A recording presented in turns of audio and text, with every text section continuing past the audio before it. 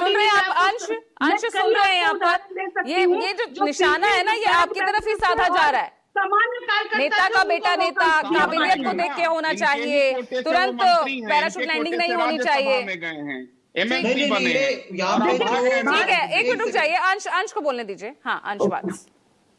देखिए पूजा जी, आज पूरा देश देख रहा है कि शहजादे, नामदार जो मोदी जी बोलते थे ना, आज उन्हीं के सामने जो है एक ऐसे शख्स को मंत्री बनाया जाता है, मंत्री पद की शपथ दिलवाई जाती है, जिन्होंने ना ही तो चुनाव लड़ा, जो ना ही कोई एमएलसी है, क्योंकि वो उपेंद्र कुशवाहा जी के बेटे, तो वो जो है आज मंत्री बन जाते हैं। आज पूरा देश देख रहा है कि जीतन राम मांझी जी को 6 टिकट मिली थी, 4 अपने पूरे परिवार में ही बांट ली उन्होंने, ये देखा, और अपने दामाद को उन्होंने मंत्री पद की शपथ दिलवा दी। यहाँ पे आप बात करेंगे सम्राट चौधरी जी, जब तक आरजेडी में थे तब तक वो वंशवाद के प्रतीक थे, जैसे ही बीजेपी में शामिल हो गए वो डिप्टी सीएम बन गए। और ऐसे सैकड़ों नाम मैं गिना सकता हूं, आप चिराग पासवान जी की बात कर लीजिए, आप संभवी चौधरी जी की बात कर लीजिए, कितने सारे नाम है। लेकिन सच्चाई क्या है? बीजेपी जो है अपने पहले गिरिबान में झांकने का काम कर ले। बीजेपी की सच्चाई यह है कि वो परिवारवाद का, वंशवाद का कहेंगे कि भैया वंशवाद पे जीरो टॉलरेंस। जब चुनाव आता है ताकि आप महंगाई, बेरोजगारी, पलायन, वोट चोरी के मुद्दे से लोगों का ध्यान भटकाए, और जब जीत जाते हैं तो उसके बाद उन्हीं वंशवादियों के साथ अब शपथ लेने का काम करते हैं। ये मोदी जी की और बीजेपी की सच्चाई है। तो यहाँ व्याख्यान कर रही थी ना परिवारवाद की, भाई वो संघर्ष करते हुए जो आगे बढ़े उसे हम परिवारवाद की श्रेणी में नहीं लाते, ये कह रही प्रीति शेखर।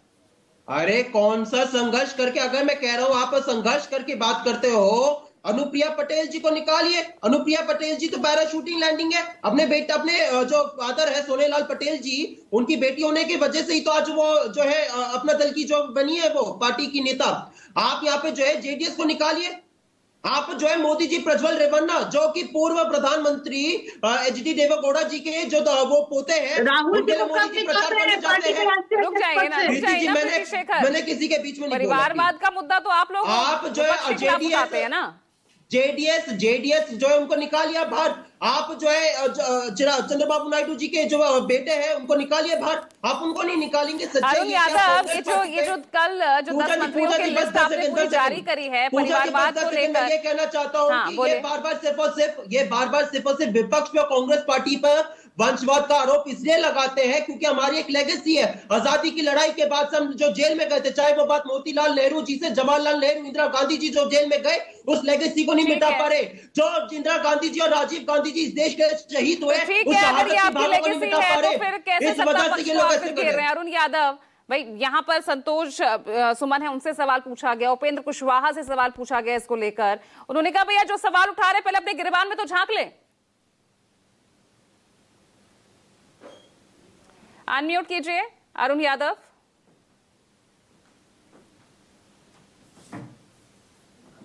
बोलिए अरुण जी। नहीं, आवाज नहीं आ रही है।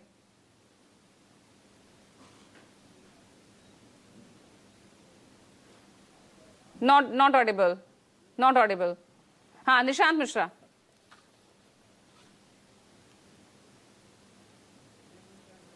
आपका भी ऑडियो म्यूट है निशांत।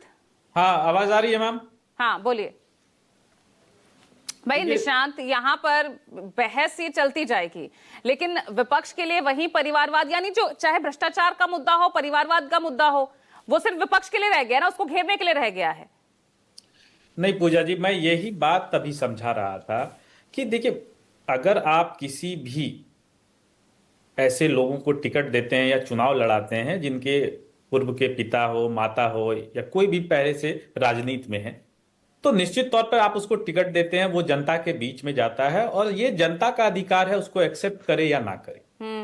जनता ने चुनकर भेजा तो वो चुनकर आए, और अगर वो आगे भी काम करेंगे तो आगे बने रहेंगे, इसमें सिंपल बात तो है। फिर क्यों राहुल गांधी को लेकर आप सवाल उठा रहे हैं? क्यों तेजस्वी यादव को लेकर सवाल उठाते हैं? क्यों अखिलेश यादव को घेरते हैं? भाई जनता उन्हें चुन रही है ना, तो फिर वो क्यों परिवारवाद और वंशवाद के लिए उनको घेरा जाता है?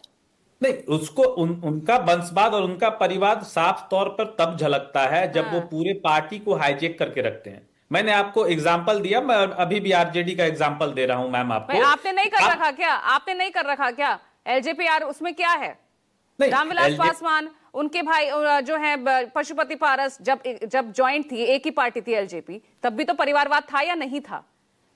नहीं, निश्चित तौर पर तभी परिवार के लोगों को अहमियत दिया गया, और इसलिए दिया गया क्योंकि परिवार के लोगों ने पार्टी को बनाने के लिए संघर्ष किया था। अरुण यादव, लेकिन एक बार बोलिए, अगर आपकी ऑडियो आ गई तो एक बार प्लीज।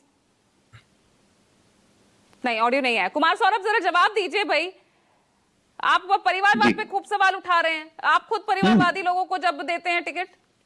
राइट। अच्छा, ऐसा है हाँ। कि 243 सीटों पर हमारे प्रत्याशियों की हमने घोषणा की है। हाँ। ठीक है, उसमें से आपको नाम सिर्फ मिला एक आरसीपी सिंह की बेटी का, यही ना, एक पूरा 243 दिया है हमने। हाँ। और ये क्या मोरल हाई ग्राउंड है भैया इनका बोलने का? ये जो महामानव जी हैं, जो सबसे ज्यादा हमारे देश के प्रधानमंत्री जी हैं, उनकी बातों को लोग गंभीरता से लेते हैं, और आप सिर्फ बयानबाजी।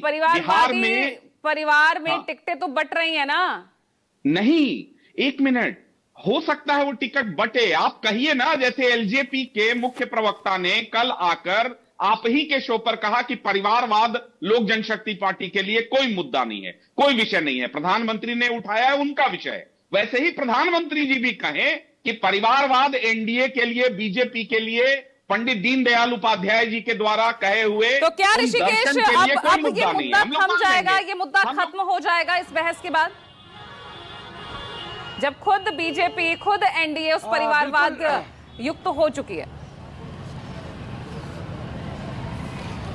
बिल्कुल पूजा, जब तक हम इन मुद्दों को उठाते रहेंगे तब तक आम जनता के बीच में चर्चा होगी, लेकिन वोटों से इस पर बहुत ज़्यादा कोई फर्क नहीं पड़ता है।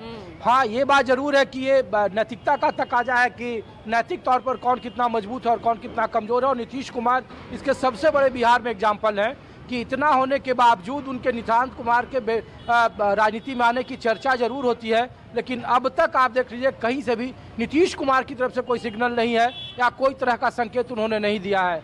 उपेंद्र कुशवाहा अलग बात कर रहे हैं कि बेटे को एस्टैब्लिश करने का सही वक्त है, नहीं तो राजनीति में कब क्या हो जाए कोई जानता नहीं है। जीतन राम मांझी भी कमोबेश सही कर रहे हैं, लेकिन बिहार में अब सबसे ज़्यादा नजरें पूजा इस बात पर है कि पोर्टफोलियो का जो बंटवारा होगा तो 2020 जैसा होता है। नीतीश कुमार कितने मजबूत है, कितने कमज़ोर है, भारतीय जनता पार्टी कितना उनके विभागों को अपने पाले में लाने में सफल होती है, इस पर सबकी नजरें है। जो थोड़ी देर के बाद ये पोर्टफोलियो का आवंटन हो जाएगा और जब कैबिनेट की पहली बैठक होगी तो उस कैबिनेट की पहली बैठक में क्या निर्णय लिया जाता है, क्या जो जीविका दीदी के खाते में 2 लाख देने की बात आई थी उस पर कोई फैसला होता है या फिर एक रूटीन कोरम पूरा किया जाएगा, तो ये सबसे बड़ा सवाल है। और इसीलिए पोर्टफोलियो पर हम लोगों की नज़र है। कुछ पोर्टफोलियो जो जेडीयू के पास महत्वपूर्ण थे वो बीजेपी के पास जाएंगे, लेकिन जो गृह है या फिर जो कार्मिक है या फिर जो अन्य खास करके शिक्षा है, इसके अलावा जो पीडब्ल्यूडी है, ये सब जो संसदीय जो कार्य मंत्रालय होगा विधानसभा में, वो ये सब जो विभाग है वो निश्चित तौर पर जनता दल यूनाइटेड के पास रहेगा। और अभी खेल होना मकर संक्रांति के बाद बाकी है।